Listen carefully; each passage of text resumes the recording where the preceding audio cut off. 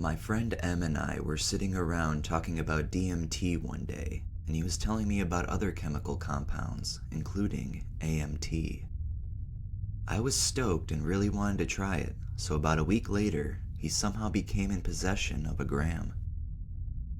We decided to eat it. Him and I each ingested between 80 to 100 milligrams in capsules. I felt nothing for about 2 hours, and then, for about an hour, I felt floaty, and I felt like I wasn't even there. Anyways, about an hour after that, 4 hours after ingestion, things got really strange. I felt incredible. My entire body was just buzzing with energy and euphoria. I kept rolling around with Em's mom's fur coat and babbling about love and whatnot. I remember just being in heaven. Then, Em turned on some fish. We smoked a couple bowls of mid-grade, and it tasted incredible. Now, about 4.5 hours after ingestion, the color started. First, it was subtle, just sort of like everything was slightly glowing. But within another 30 minutes, it was a full blowout. Everything was colors. I remember looking at my hand with the ceiling being the background. My hand was orange, and my fingernails were black. They grew out of my hand slowly, and it was fucking incredible. The ceiling was a total shifting rainbow. It kept changing, but was a constant flow of certain colors. It was just mesmerizing. Now at this point, 5 to 5.5 hours later, I was still feeling very euphoric and lovey. Em is sort of homophobic and strange, and I was lying on his leg. He kept calling me gay and whatnot, and it started to sort of irk me. After repeated abuse, I finally flipped the fuck out. I sort of remember the next 2 hours, but it began like this. 6 hours after ingestion, I became convinced that I was gay. I sat in the middle of Em's bed, trying to figure out my sexuality. I kept saying, "I got it, I lost it," over and over. Basically, I'd figure everything out, but then I'd forget everything I just learned. Probably because it never made sense in the first place. 6.5 hours after ingestion, I called my girlfriend. I barely remembered this, but was told many times about it. I ask her if she thinks I'm pretty, and if she thinks I should be gay. She gets freaked out, and I don't remember anything she said. I don't even remember calling her. 6.7 hours after ingestion. I absolutely hate cats, especially when I'm tripping. I tried to murder Em's cat. I chased it around the house yelling and throwing garbage at it for probably about 5 minutes. Em's freaking out at this point and trying to tackle me. I ran downstairs and ended up breaking all of my CDs. I also broke Em's computer speakers. Apparently music really tripped me out. 7 hours after ingestion. Em is scared, so he calls my mom. My mom tells him to call an ambulance, and he does so. 7.2 hours after ingestion. The ambulance arrives, and for some strange reason, I get in willingly. They take me outside, and I remember thinking the ambulance was parked on the roof of the house. They put me on the stretcher, and I asked them how they planned to get me on the roof. Those bastards, they just treated me like I was crazy, which isn't good when you feel like you're going insane. 7.5 hours after ingestion. Hell begins. Imagine lying in the back of a screaming ambulance with 2 guys who won't answer any of your questions or even look at you. They constantly stick strange instruments into your body and inject you with God knows what. They won't talk to me. Why? It drove me absolutely nuts. I started to think, maybe I am crazy. 8 hours after ingestion. I get to the hospital. I'm lying in the bed, strapped down. I think the doctor is Ronald McDonald, and I call him Dr. Ronald McDonald. The doctor asked what hurt. I tell him my genitals. I kick and scream and tear off the sheets. I think at this point too, I also urinated on myself. I can't remember anything except having to pee really badly for almost an hour. I remember seeing my mother there and thinking how out of my head I must have looked. I felt absolutely psychotic, and I thought I was stuck tripping like this, locked inside of my brain for the rest of my life.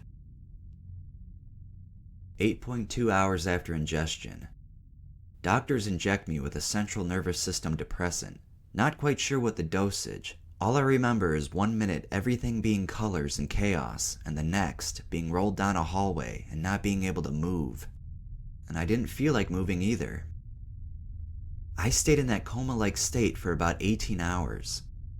I was awake, but I wasn't quite conscious. All I could do was mumble to people, and drool was coming out of my mouth. I woke up, basically, feeling a lot better. After this whole experience, I was subjected to a ton of different medical professionals who thought that I was in a terrible depression and I had tried to commit suicide. I kindly tried to inform them that I was just experimenting with something new, but apparently none of them thought that I was old enough to comprehend experimenting. I had to speak to a psychologist before they let me leave the hospital, and they made me undergo a bunch of tests to make sure that AMT hadn't fucked up my brain. In conclusion, AMT was incredible. I think it could be an amazing, incredible thing to do and share with someone. Unfortunately, I can never do it again. I am too scared of it. People say it's mind over matter, but I think I've spoiled my ability to grasp control over myself, and I'm not about to test it anymore.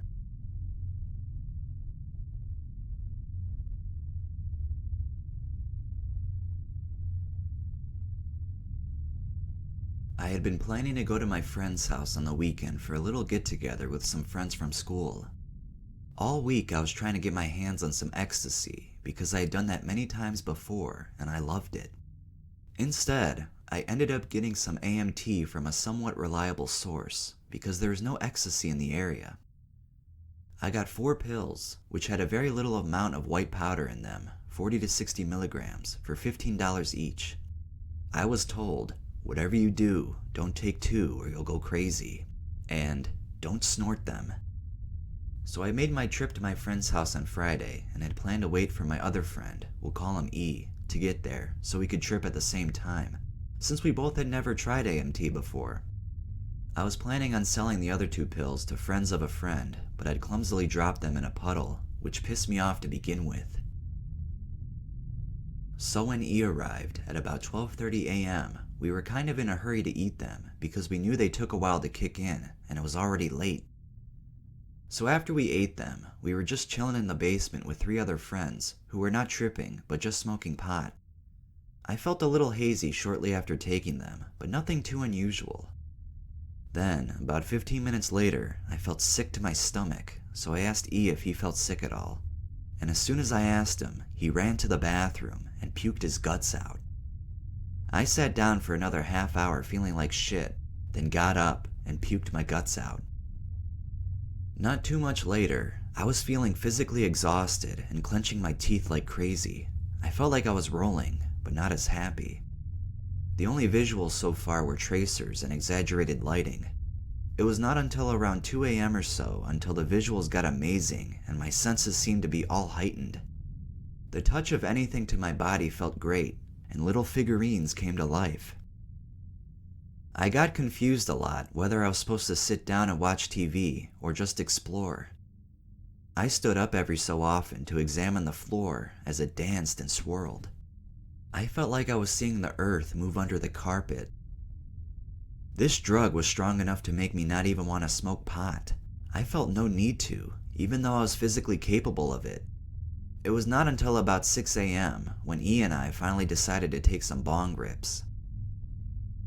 We sat down and started watching cartoons, but I was analyzing them like I've never done before.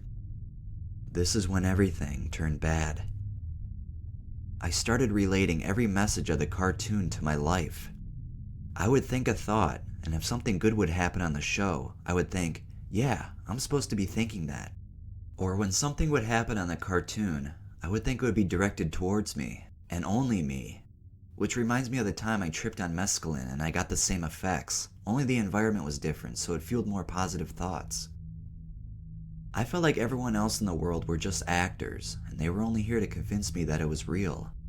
So I said to E, I'm starting to get some pretty weird thoughts, but I couldn't explain them. I didn't know if I had just discovered the key to death and I had obtained a message somehow that I was on my way to the afterlife, or if I was just going crazy. I was so confused at this point, and I wanted out of the situation. I went upstairs and tried to leave through the side door, but when I tried to open it, the alarm went off and his dad came out. I apologized and went back downstairs. At this point, I told E what happened, and I felt like I really needed to leave. So I went back upstairs and went out the door this time, only to see his dad outside with the dog. I said, I gotta go, and he said, have a good rest of the summer. I must have looked like a basket case. But anyways, I got in my car and I was trying to find my way out of the neighborhood, which was unfamiliar to me. At this point, I was still hallucinating, but not nearly as much as 3 hours before. I drove around in circles for about 10 minutes, and then finally, I found my way out to the highway. I don't remember exactly what I was thinking at the time, but I know I wanted to die, or rather, I thought I was supposed to die. Like it was planned out that I was supposed to wreck my mom's 97 Honda Civic into a middle highway barrier across 2 lanes of traffic. So that's exactly what I did. But as soon as I saw the smoke, I yelled in anger because I was still alive. Or rather, because I now knew I was alive. Or maybe because I did not have an easy death. I don't know. But I got out of the car and walked across the highway, only to see a man stopped along the road who happened to be an off-duty police officer. I talked to him as he was on the passenger side of his car and got in the open door of his driver's side. I was having a heated discussion with him and tried to start the car to drive off, but there were no keys in the ignition. So I got out and ran down the road trying to hitchhike my way home before the cops got there, and miserably failed. It was not too long before I was tackled, cuffed, and thrown into the back of a cop car, but the stupid cops left the door open while they were talking to me. I remember yelling at them and them saying to me, "How would you like to get your ass beat by 2 of the smallest cops in town?" The drug was fueling my anger completely. This pissed me off so much that I got out of the car and ran down the street against oncoming traffic, yelling, "Go ahead and kill me, motherfuckers!"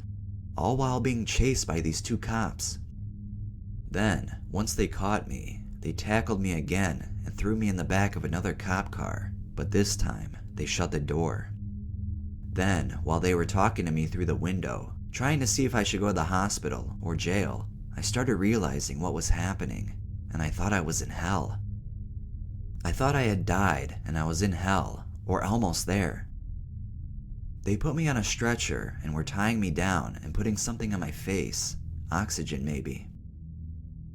I thought they were wrapping me like a mummy and they were going to bury me without telling anybody. At that point, I thought I was alive, but they were going to kill me.